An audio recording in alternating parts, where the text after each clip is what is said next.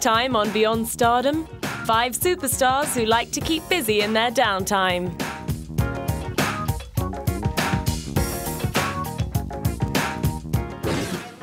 This Danish-American bombshell has a twin brother called Hunter, who is also an actor. Growing up in New York, Scarlett Johannson began her theatre training at the Professional Children's School in Manhattan. She appeared in her first film, North, when she was 10 years old, and 8 years later she'd already been nominated for 2 Golden Globe Awards for Lost in Translation and Girl with a Pearl Earring. She starred in 3 more films the following year and was well aware that she might be suffering from overexposure. Especially being 19 and not wanting to, I don't want people to be sick of me and say, oh God, I see her all over the place and it's driving me crazy. And, that's why it's nice to sort of travel undercover sometimes. There was no chance of that when she arrived at the Venice Film Festival on the arm of her love song for Bobby Long co-star John Travolta, who was the latest in a long line of older male leads she'd snuggled up to. I've been very fortunate to be able to work with such incredible male actors as I have. Bill Murray, Colin Firth, Dennis Quaid recently, and of course John. And I think that it's it just gives me, it just ups my it ups my performance in some way, because I feel like I have to be at a certain level and on par with these icons, screen icons like John. And I think it's just purely a coincidence. This relationship is very different than mine and Colin's or Bill and my relationship in Lost in Translation. It's not, there's nothing really sexual about it. At the tender age of 19, there was no hesitation in accepting an invitation to sit on the film festival jury. I've been making movies for 11 years. I know a lot about film, certainly about making film, and I've watched a lot of movies. I have a pretty good film history for someone my age, and I think it will lend to jury discussion to have a different perspective. Scarlett's sense of adventure has also brought a new perspective to the arena of shoe design. In 2006, she made the announcement that she had signed on with sneaker giant Reebok to co-create a new line. I never thought I would make sneakers, certainly not. I was talking to somebody earlier because I have a prototype of the sneaker, and I was saying it's so straight. I know it's very popular to go online now and pick your colors of the shoe that you want, but it's so bizarre to see every aspect of the sneaker that you imagine in your head, and then you're wearing them on your feet. It's very interesting to me. I've never experienced anything like that before, because I've never had that kind of, I'm certainly, it's impossible to manufacture on your own, and Reebok has such great resources, so it's something, It's very strange. However, she soon got used to it, and by the next year, she and Reebok were using their collaboration to give back. I think that part of being forward-thinking is helping to make positive change. So today we're here with Soul for Souls, which is a non-for-profit organization that provides footwear for people in war-torn countries and people that are in need all over the world. So Reebok has very graciously donated 2,000 pairs of sneakers to Sudanese refugees. The sneaker enterprise is just one of the amazing array of sponsorship engagements Scarlett manages to pack in around a heavy shooting schedule that yields around 3 feature films a year.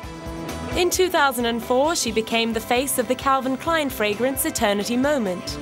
They asked me to do it, and I said yes immediately. I mean, they have this list of iconic beauties celebrating all their products, and how could a girl say no, Nor could she say no to the 2007 offer of starring in the spring advertising campaign of French label Louis Vuitton. How does it feel to be the new face of Vuitton? Oh, it's an honor. It's lovely. Head designer Marc Jacobs explained why this cheese lover, who consistently refuses to conform to the stick-thin trend of other Hollywood coat hangers, was the perfect fit. Scarlett's a great girl. I love her. She's really sexy. She's a New Yorker, and she's totally cool. And you know, last season we had a wonderful time doing the spring campaign with Scarlett, and we're looking forward to doing some great portraits with her for fall. Well used to the rigors of performing in front of a camera, Scarlett recently added another line to her CV by getting behind a microphone in a recording studio in Louisiana, where she recorded an album of Tom Waits covers, appropriately called Scarlett Sings Tom Waits.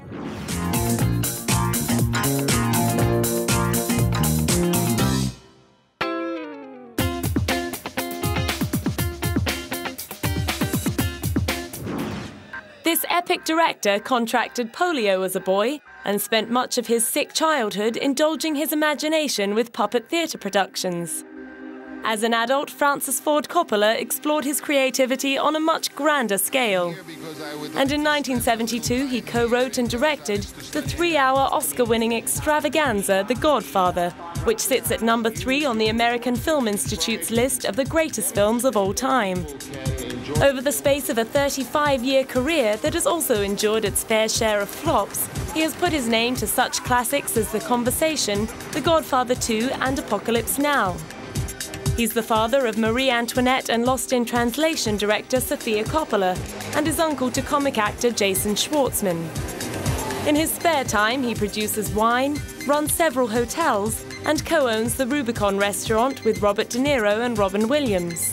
From time to time, he also plows his money into other people's films as producer, and recently backed the writing and directing effort of longtime friend Robert Duvall. It's true that many years ago, when I saw that he was learning the tango and dancing, I said, oh, you should play a character who tangos, and you know, it was just something you say to a friend. But I first came in contact with the project really just about a year ago, when he sent me the script, and I read the script, I liked the script, and I said, well, yeah, we'll finance it, we'll sponsor it, and then it was put into production, and so it was pretty fast from my point of view. In 2002, he also signed on to help re-edit the action-adventure film The Legend of Suratai, to make the 16th century tale of Thailand's civil war and the Burmese invasion more accessible to an international audience. One of Francis's chief motivations in taking on the challenge was helping to preserve the cultural purity of the movie.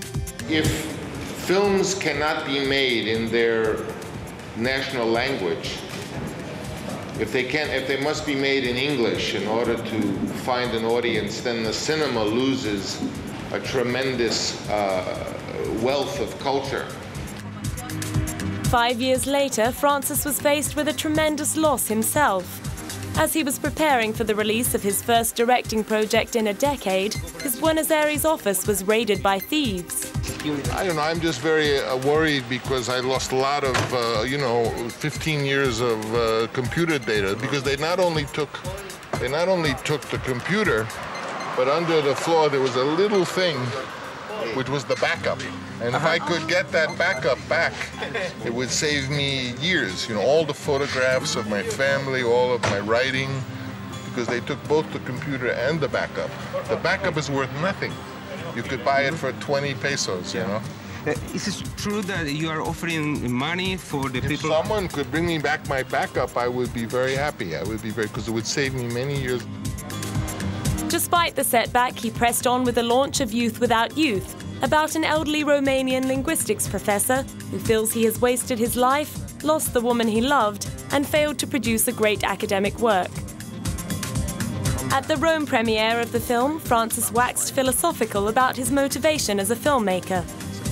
I've said before that making a film, for me, is like asking a question, and when it's all over and you finish the film, that's the answer. And for me, the answer was, the key to consciousness was language, and that even when I thought in my own regard, when I was little, they called me Francie.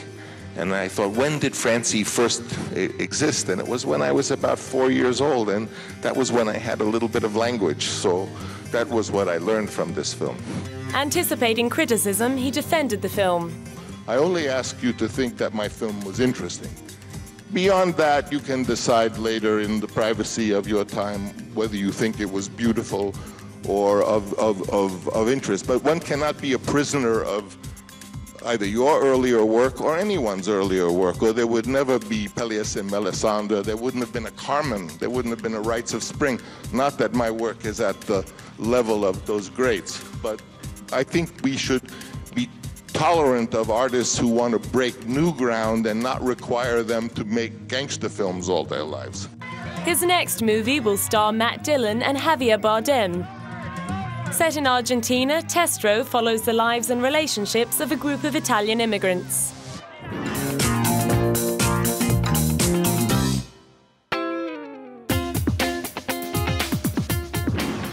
This action man is the 8th highest-grossing male film star of all time. But according to friend and fellow A-lister Ben Affleck, there's a lot more to Bruce Willis than that. He also happens to be a hell of a good guy, a family man, and the sort of person who would go a long way for his fellow human being, and I think that merits recognition almost as much as all the great movies he's made. I am certainly very, very lucky and very proud to call him a friend. No doubt Ashton Kutcher would back up that glowing reference. Ever since the punk star got together with his ex-wife Demi Moores, Bruce has been the very model of support, even turning up to their 2005 wedding and giving Ashton his blessing as a stepfather to his 3 daughters Ruma, Scout and Tallulah. Since the box office smashing release of the original Die Hard in 1988, Bruce has become so closely associated with his heroic alter ego that after several sequels, even he finds it hard to know where he stops and John McClane starts. Well, I'll tell you, it's a thin line. It's a really thin line. When I first started acting, I did the first movie when I was 31, 32 years old, and I had only been acting in front of the camera for a couple of years, so I was still learning how to act. So much of who I was, so much of that South Jersey guy is really in that character. You know, the sense of humor, the disrespect for authority, which I'm happy to see you have, and apparently everybody out here has. But a lot of me was in that character. I mean, it's still fun to do. It's fun to. I was always a kid that wanted to jump off the house and get the other kids in the neighborhood to jump off the house. He graduated to jumping through windows and swinging from rafters, and 17 years on, he was still throwing himself around the set of his 2005 film, The Hostage. Yeah, I actually did all my own stunts. I was unnecessary. What's up? Still like doing my own stunts. I still enjoy it. I still can do it, and hopefully be able to do it for a little bit longer. How you doing? He was still managing to do it a couple of years later when he signed up for Live Free or Die Hard. And the longevity and popularity of the franchise was honored with the launch of a Die Hard display at the Smithsonian Institute in Washington. It's a huge honor. The Smithsonian Institute is a big institution. It's like I used to come here when I was a kid, and now to have anything from the Die Hard series here is a huge honor, and it was a big surprise, and it's really cool. Another big honor was in store a few months later when he was invited to perform in the Kennedy Space Center's Rocket Garden before a screening of his 1998 blockbuster Armageddon. The occasion gave him an opportunity to dust off his harmonica and belt out a few tunes from the late 80s pop blues album that spawned the hit single Respect Yourself. Bruce is still a passionate muso and was on hand to pay tribute to the artistry and staying power of Tony Bennett at his 80th birthday bash. He and George Clooney set the record straight on the crooner's career. We can tell the story now that he's not here. George and I were doing a picture back in 51. It was me, George, the Duke. I think we were out in Santa Fe. John Wayne. His friends call him the Duke. I had to call him John Wayne. John Wayne. But Tony Bennett was up for a small part in that film and got beaten out right at the last minute by a very young Jerry Lewis. And really broke changed his his career, broke his heart. Got him into music, though. He started singing then. And we're here tonight honoring him. And so his misfortune back in 51, our loss, I think, right? I think we lost. The acting world lost. That picture was called The Horse Whose Leg turned a little bit to the left. It's translated in Spanish. In Spanish, it's better. It's a better time. The translation doesn't. That's muy macho.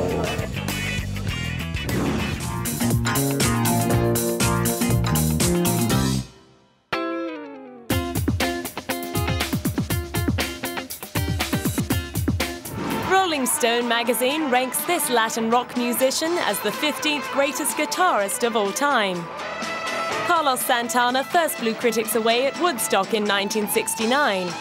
The band that bore his name were one of the great surprises of the legendary festival and went on to reach #4 in the US with their debut album. Nearly 40 albums later, Carlos has collected 10 Grammy Awards and sold 90 million records, but little else has changed. I haven't changed. You're right, I'm a hippie from the 60s. You know, I saw a lot of hippies like sold out, you know, to Coca-Cola and all kinds of things, but I'm still the same guy. You know, I haven't sold out. I still believe that we as humans, we will get to the other side and we shall have peace on earth. His spiritual journey began in the early 70s after meeting and marrying Deborah King, the daughter of blues singer and guitarist Sanders King. He and Deborah became disciples of Indian philosopher and guru Sri Chinmoy, who then took them on the path of love, devotion and surrender. Ever since, he's infused his music with his spiritual beliefs. Yeah, I like turning people on to that inner medicine, that faith is the substance of things not seen. It's a very real element that even though you don't see it, it's there. You know, so I like to, this is the best part of being on the road to me. It's like turning people on to something that they have access to it if they just stop and go inside and get it. Carlos's own journey has taken his band through many different incarnations and musical styles. He and Deborah became disillusioned with Sri Chinmoy's spiritual guidance in the early 80s, when he appeared to be using Santana's fame to push his own public visibility. The band's shifting styles and frequent lineup changes saw record sales dwindle throughout the 80s and 90s. But having made a strong commercial comeback in the late 1990s with Supernatural, he followed up strongly in 2002 with Shaman. Carlos offered his take on his enduring success. To me, success is knowing that people need something from you, whether you discover making bread or you discover making wine. So the key to success is finding something that people need. And obviously, a lot of people need the sounds of Santana. The Mexican rocker still gets to use the stage as something of a preacher's pulpit to promote personal spirituality and to galvanize his audience into humanitarian action. We'd like to invite you to move up from the third and fourth dimension to the fifth dimension, where you can see and feel and know that you are a multidimensional being. You're not a victim. You can make a difference in the world. And the world does not wake up to screw you. You can make a difference in the world. We believe in you. Believe in yourself. And behold, angels all around us. And he doesn't just talk the talk. In 2003, he became the first artist to donate all of the net proceeds of an entire extended concert tour to charity. The money went to South Africa to care for children orphaned by AIDS and to provide life-saving medical treatment for those living with HIV and AIDS. But this is the beginning, you know. First, you have to throw a rock in a lake to make a ripple. This is the beginning of a ripple. And we feel that, like my brother, Cesar Chavez, said, si se puede means it can be done. You know, you cannot break our spirit. And the spiritual virus is extremely contagious. A year later, he flew to Rome to join a star-studded crew to raise money for children in war-torn cities. And on the eve of the release of yet another studio album, which led to yet another Grammy nomination, Carlos was in no doubt as to the true highlight of his career. The reward for me out of all of it is to be able to be in the same room with Mr. Desmond Tutu, Mr. Harry Belafonte, and speak about how can we heal people in Africa, how can we work together to bring the Rosa Parks agenda more than ever today in here, you know, to bring more money for education in California, you know. So everything that we do, it has, that's just the package. Inside the package, there's some intentions, motives, and purpose that transcends, if you can believe, all of these incredible blessings and gifts, which is to be of service to sisters and brothers who don't have the opportunity.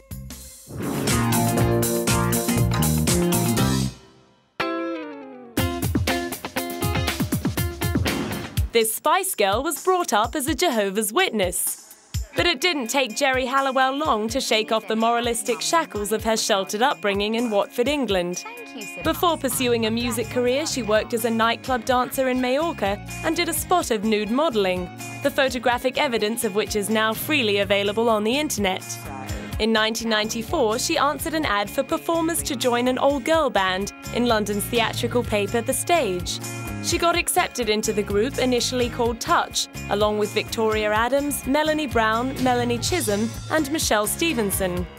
But what appeared to be her big break turned out to be more of a false start when Michelle was replaced by Emma Bunton and the girls became disillusioned with their management's failure to snare a record contract.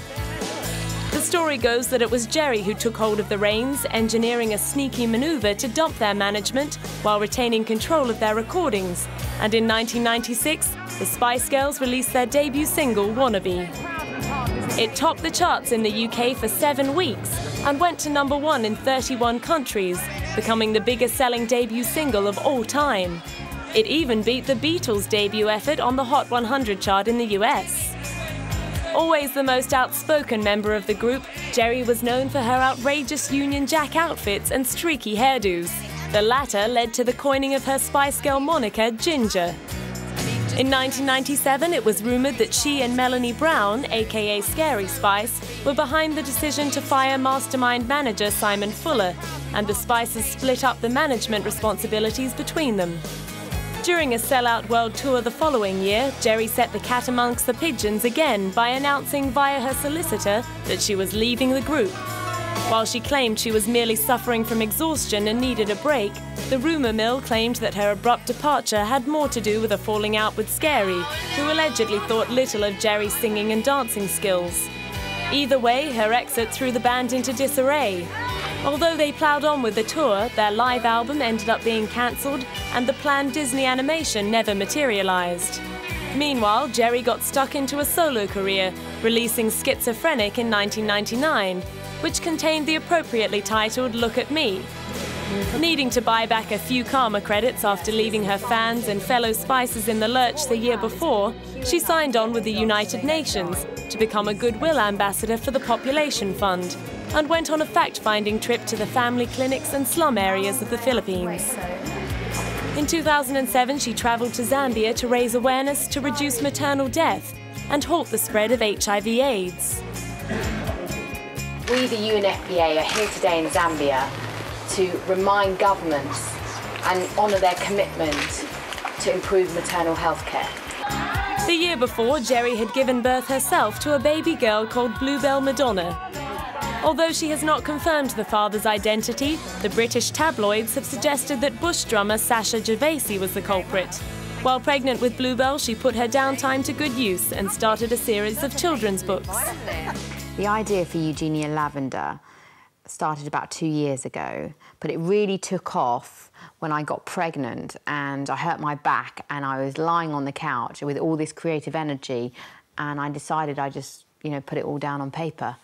And she kind of was born then, really.